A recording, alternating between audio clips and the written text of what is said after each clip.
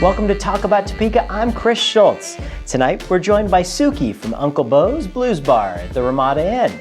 We also talk with Jared Starkey, owner of PC 911 in downtown Topeka and Hacker Lord at Ad Astra Laboratories. We'll tell you what that means later on during the interview. This episode was sponsored by the WIBW channels and Field of Greens, a garden bistro in downtown Topeka. Fresh salad, soup, and sandwiches every business day. This is our 25th episode, which means we're old enough to get a rental car. It all starts right now.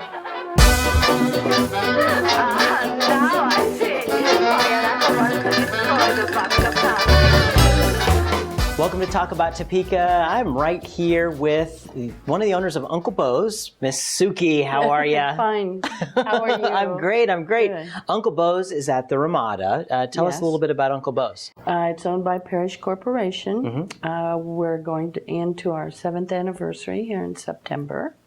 One of my dear friends that I grew up with, Randy Roy, and her husband, William Casper, had gone into partnerships with Mr. Parrish, Jim Parrish, and they had bought the Ramada downtown. Yeah. And I had owned a bar out south of town for about 20 years and had just sold it. And Randy had called and she goes, you know, we need to put a bar downtown. We need to do a blues bar.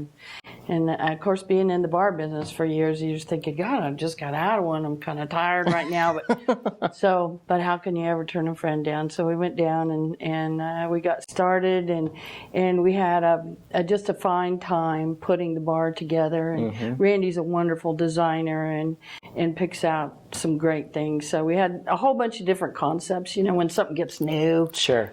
So we were down at the lower level of the basement at the Ramada, and we finally got it put all together. And I remember the first night we were going to open up, I don't know if it was her or I, but one of the other of us was either going to puke or cry because we were trying to get everything together, you know. And it's got to be just perfect, right? Yeah.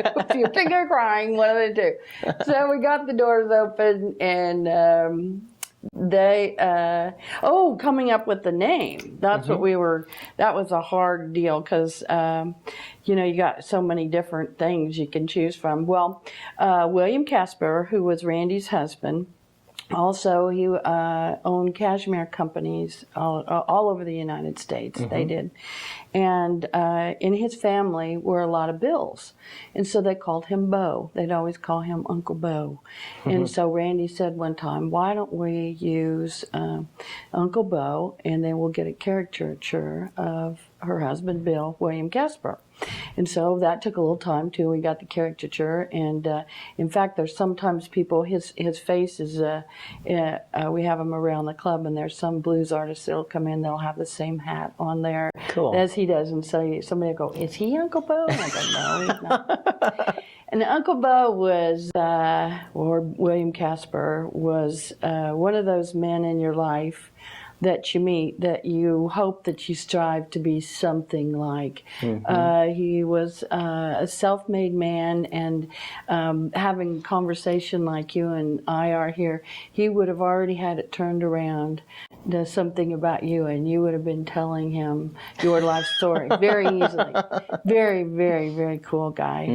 And so the concept of Uncle Bo's and the caricature all got put together, and then the design of kind of what we wanted to do, like a juke joint, as a blues kind of juke joint thing, and only kind of a little on upscale. So that all came together, and anyway, so there appears Uncle Bo's. Yeah. The Parish Corporation had, Mr. Parrish loves music, and without his desire to promote downtown Topeka and promote things that would bring people to Topeka, novelty things. I mean, you couldn't have a better person backing you on your side. And, I'll tell you, it is amazing to see the Ramada today versus before that whole before they got the Ramada. I mean, it's beautiful. I mean, and they've been the #1 Ramada in the country. I mean, you see the big sign on the side of the building, but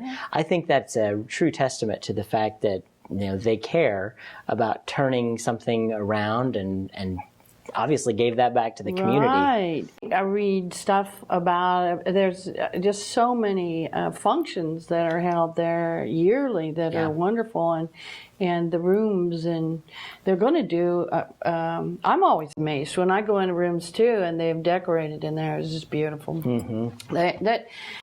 And it just takes a big team of people to do that, just like with the club, Sure. It just takes a team and a big heart, people that really care whether it happens or not. And that was Mr. Parrish's dream, and Randy and Uncle Bo. And Uncle Bo, about 3 months into our opening the Blues Bar, it was an accident and he passed on. Oh. And so sometimes people come in and they'll go, "Is there really an Uncle Bo?"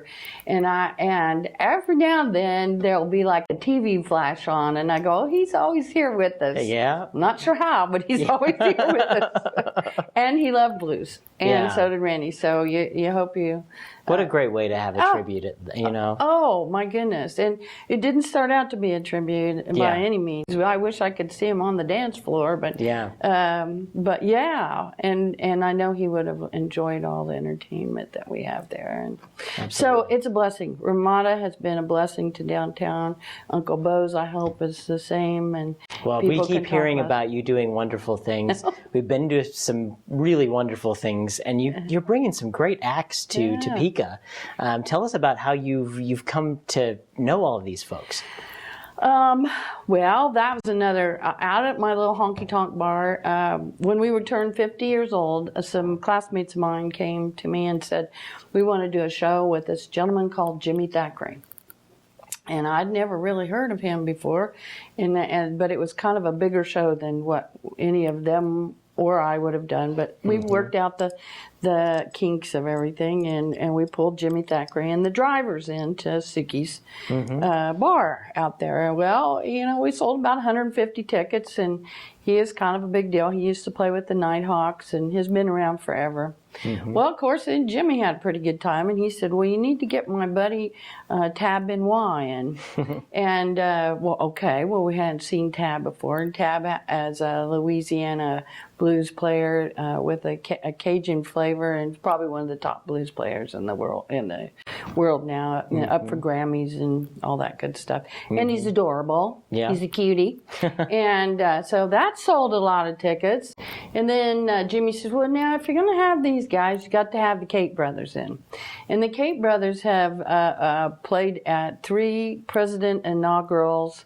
They've played with the Beach Boys. They've played with Fleetwood Mac. They've played with... Oh, wow. I mean, if you look them up, their music, we say, is like a butter. It is so smooth that when they get together, you just... I don't even know how to describe the music. I don't know if it's just the Kate brother music.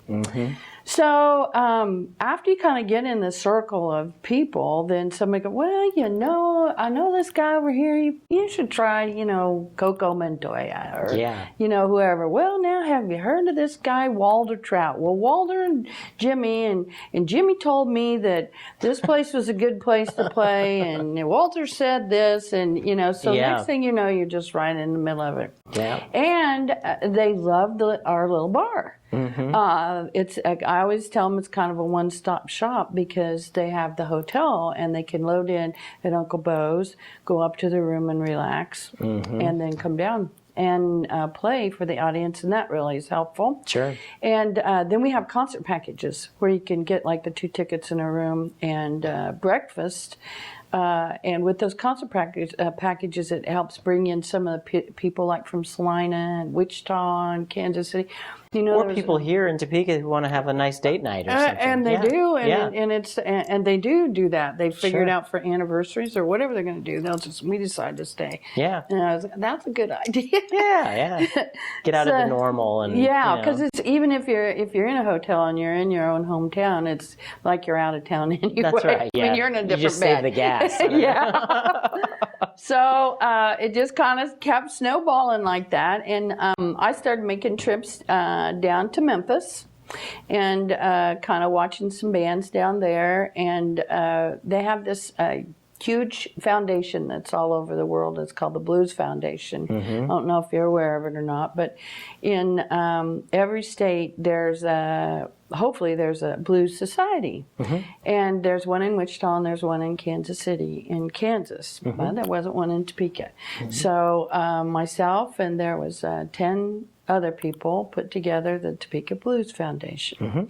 So in the process of the Topeka Blues Foundation, you also get to have a challenge every year if you can put one together and raise money to send a band down to the International Blues Challenge, which is held like the end of January, 1st of February.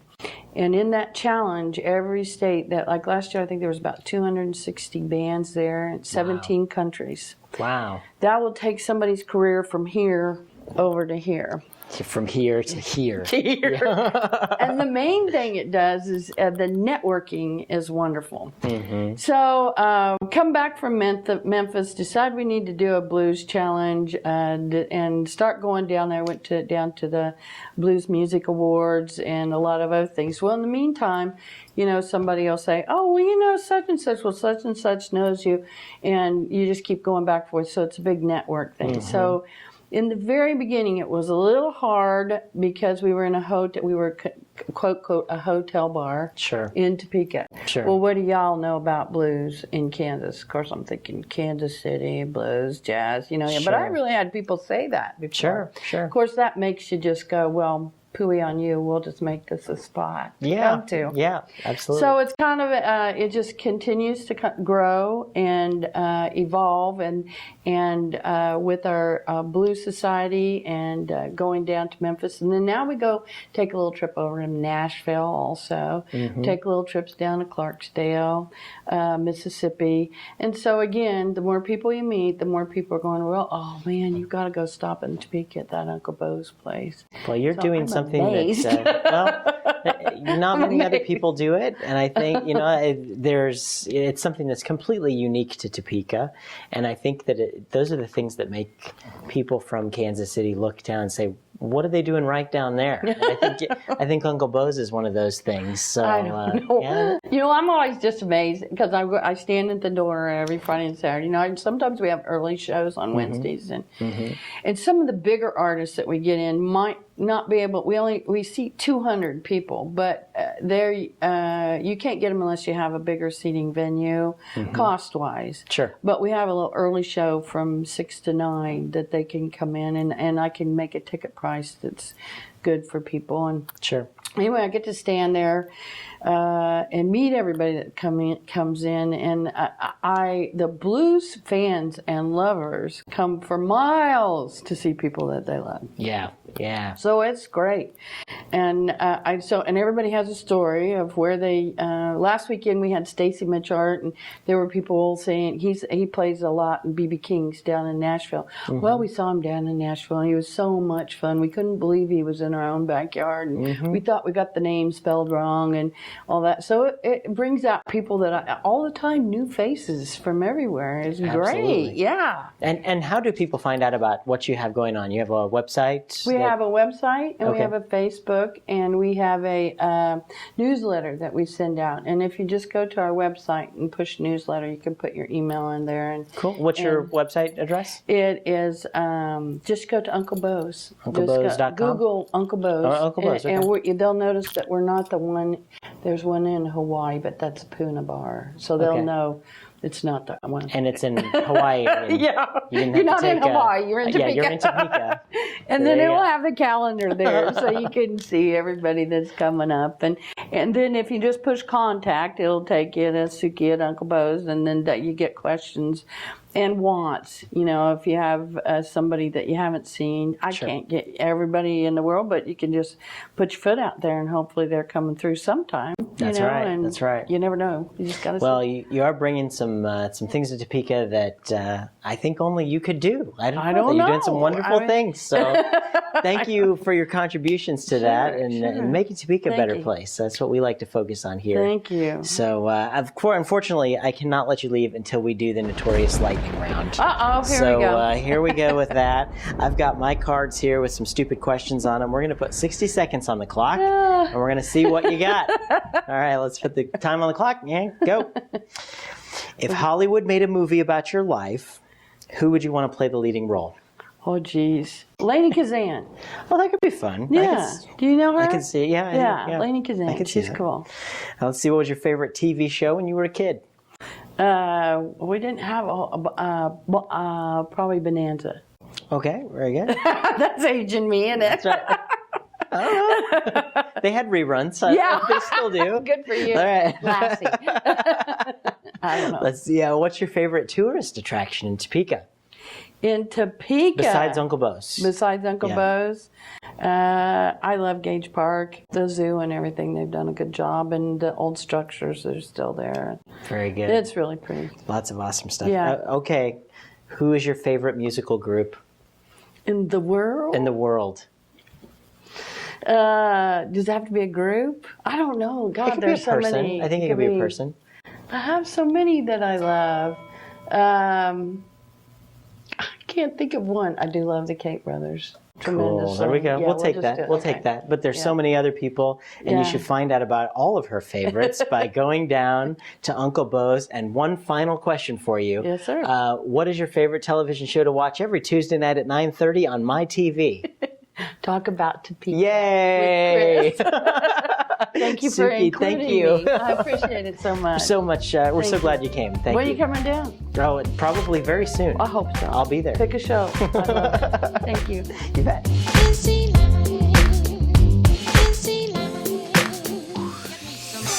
You had a plenty money, money to get me some money, money. Had a money, money to get me some money.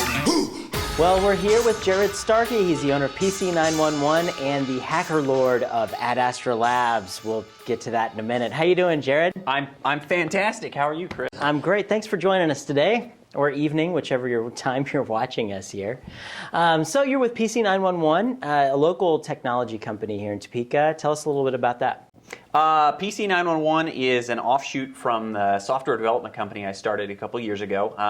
We started getting into people who were saying, well, you know, you're doing X and Y and Z for me. Can you come fix my computers? And originally I said, no, there's companies that do that. And then I realized that if people were asking me to do it, that I should probably just start accepting money and doing it. So it's a different way of thinking about computer repair than most shops in town. Mm-hmm. And we fix any computer with any problem for $29.99. Wow. So that's the cheapest in town by about a third. We just have a different approach, and it makes doing things a lot quicker. Wow, that's quite a deal, I'd say. There's several local technology companies. We've had some other folks on the shows that have good companies, and I think one of the things that I noticed is kind of cool, and maybe it's just Topeka, but do you notice that that's something that kind of is more of a local thing around here? Or, I mean, if you're needing somebody... there are some nameless national Volkswagen driving computer repair chains here in town, but I think a lot of people would prefer to trust somebody who operates locally than a national chain. Plus, I mean, those places have had a lot of not so glorious PR over the last several years. Mm-hmm. So. Well, I think it's one of those things that a lot of industries and businesses kind of go to the corporate route, and there's a lot of great opportunities here in Topeka, for the local guys to actually do something with that. Yeah, so. No, that's very, very true. Most businesses, especially, don't want to trust their IT to a chain or a consulting firm. They'd rather go with someone local or at most regional. Well, what got you into the whole technology business? When I was 6 years old. My mom had a Commodore 64, and there was we had one of those too. Commodore 64. And besides Centipede, it was also good for BASIC, and there was a book at the library on BASIC. You used audio cassettes, right? Was that? No, that wasn't quite there. This had the VIC 20. That had There's the VIC 20, and then the Trash 80, the Tandy Radio Shack Model 80, and this had the 5 1/4 floppy diskettes, and it was it was slow enough where it was when you wanted to run the right program, you'd put the disk in, and you would run a command, and then it would say insert disk 2, and you would insert disk 2, and then wait for 5 minutes, and then take it out and put it back in disk 1, and swap back and forth, and stand on one foot. and then maybe it would display a 4-color picture of a cat or something. So. Or you change the disk a few times and it calculates what 39 plus 12 Yeah, is. yeah. It says this is pi 3.14. That's all you're getting. So, but yeah, I got that book, and then I guess you could say the rest is history. Most kids, when they were in college or went in high school and college, they went out and learned to talk to girls and learned how to have a good time. And I taught myself C++ in my mom's basement. So. It seems to be working out for you pretty well now, so that's good. That's debatable, but I'm going to go with you on that one. Depends which day. Yeah, it depends. It depends. Definitely not on Monday. Definitely not on Monday. So. Well, so hey, how long have you guys been in downtown Topeka? How long have you guys been down here? We've actually been down here for coming up on 4 years. Has it been that long? Yeah, it has been that long. I started out of my house just with Lamp Development, the software company, and then it came time to find a place to set up shop, and I had a bunch of clients downtown, and I thought, well, it's going to be a whole lot more convenient for me to locate where my clients are rather than making them drive all the way to the other side of town. So, sure. And downtown has been good to us. Honestly, 90% of our clientele hears about us via word of mouth or walking by our shop. So downtown has been just incredible for us, and I'm sure I am an avid supporter of the redevelopment of downtown. Yeah. What are your thoughts about that? I mean, just downtown in general. I'm all for the redevelopment of downtown. The most interesting thing to me about this whole development project is the public lack of participation and then perceived whatever the opposite of outreach is. For the downtown redevelopment. I mean, I've been to the Heartland Visioning meetings. I've been to, DTI has had, public forums. They had the speakers come in, do the charrettes, and I went to all of that, and it was just stuff I heard about. Maybe it's because I'm downtown, but they went through all of that and had this tremendous, opportunity to give input, and I participated in that. And now people want to come out and get in the paper and say, oh, well, actually, though, they just want to comment on CJ Online.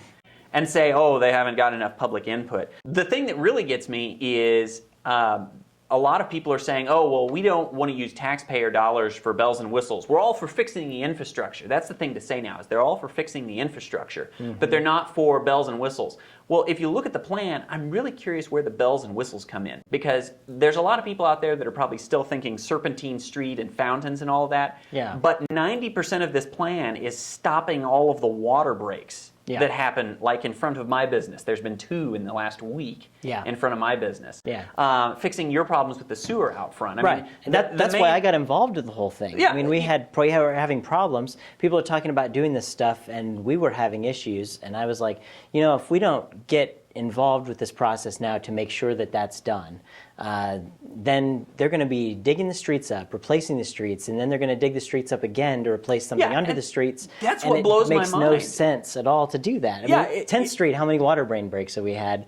And then we find pipes from 1892 under the brand new streets that we just put in. Yeah, exactly. That's what we don't want to happen. I can't believe how much money this town has spent on paving new streets and then digging the exact same street up. Yeah.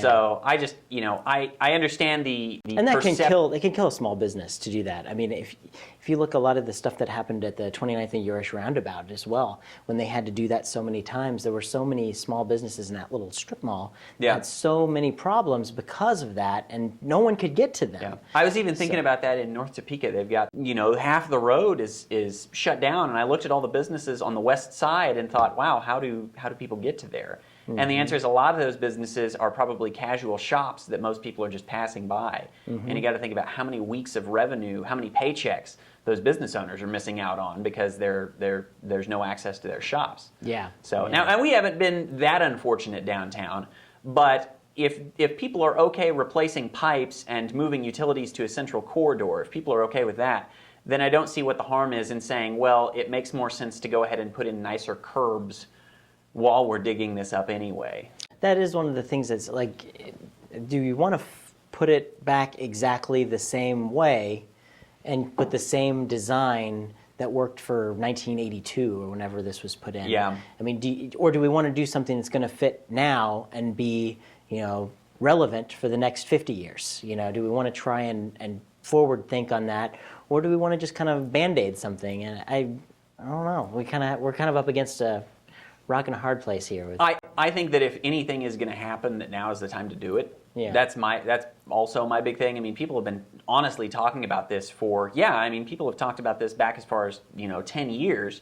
And the problem has been, I think, every time the city gets geared up to do something, then Topeka does what Topeka is good at, which is kind of being sticks in the mud and says, oh, we don't want to spend our tax dollars on this. We don't want to spend our tax dollars on this. Well, I'm kind of the opinion with all of the road potholes problems, the pothole problems we've had, and the water main breaks we've had, that maybe Topeka needs to realize, hey, you should invest in your infrastructure. Sure.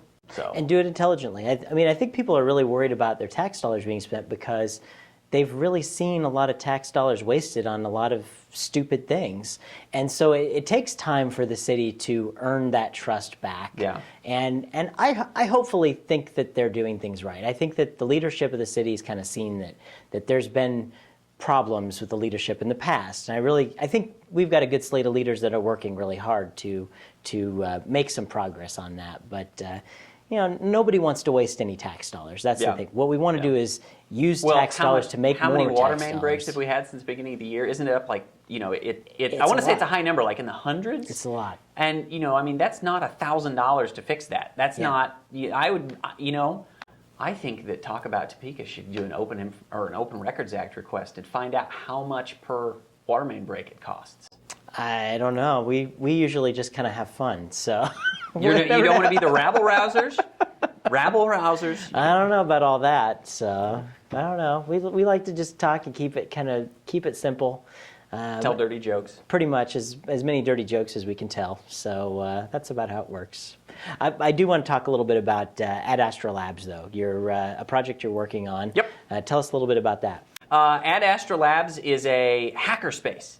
And a lot of people, the second you say hacker, they have this reaction of, oh my gosh, I'm going to clutch my social security number and my credit cards.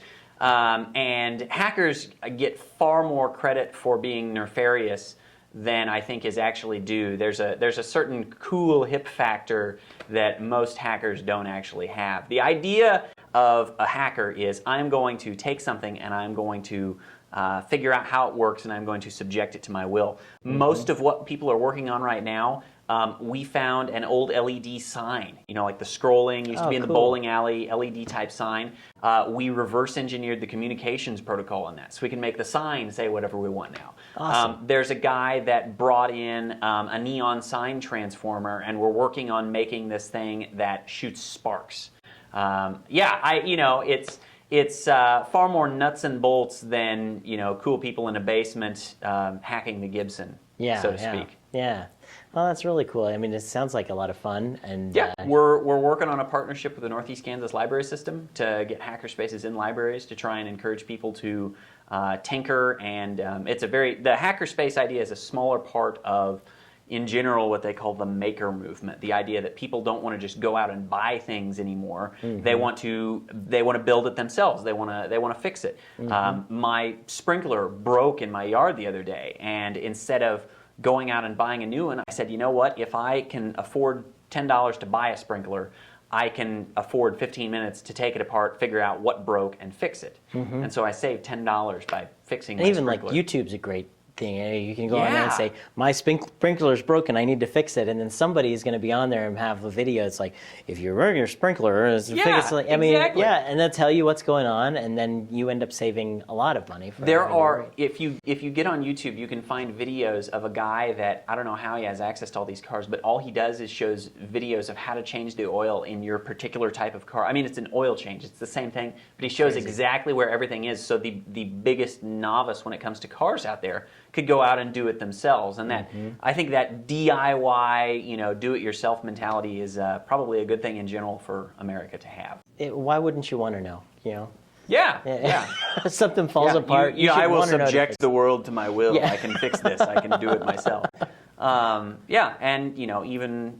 unless it's fixing your computer, and then you need to pay $29 to have somebody else do it. Yeah, it's a good deal. Go down and see him at PC 911. We tried to price it actually when we came up with the whole marketing idea for the business. We wanted to price ourselves to where I had to say, what is the price of guilt in asking your neighbor to fix your computer?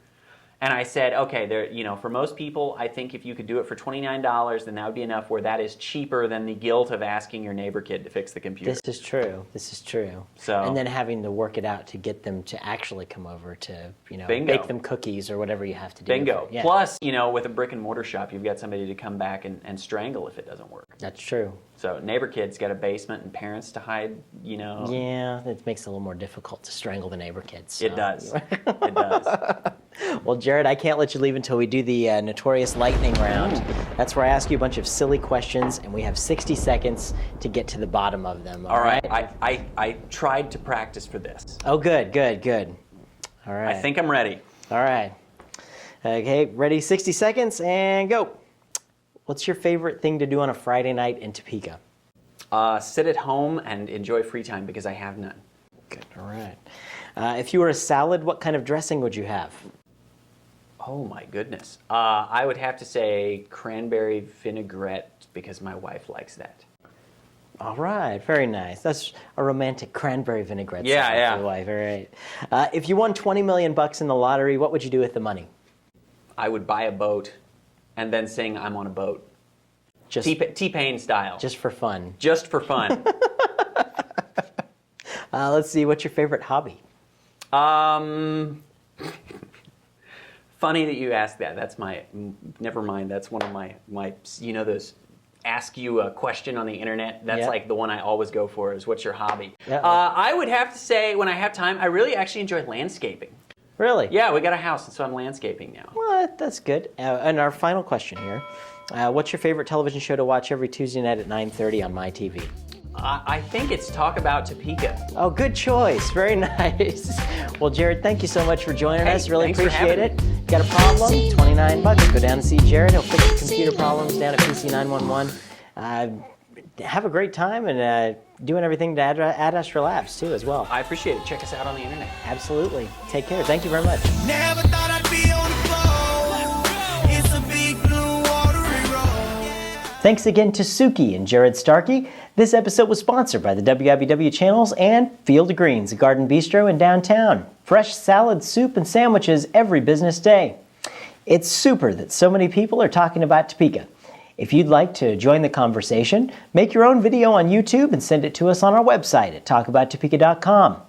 If it doesn't turn out to be a huge waste of city tax dollars, we'll put it on our show. For a complete listing of events in the capital city, sign up for the Topeka newsletter on our website. I'm Chris Schultz. Good night, and keep talking about Topeka.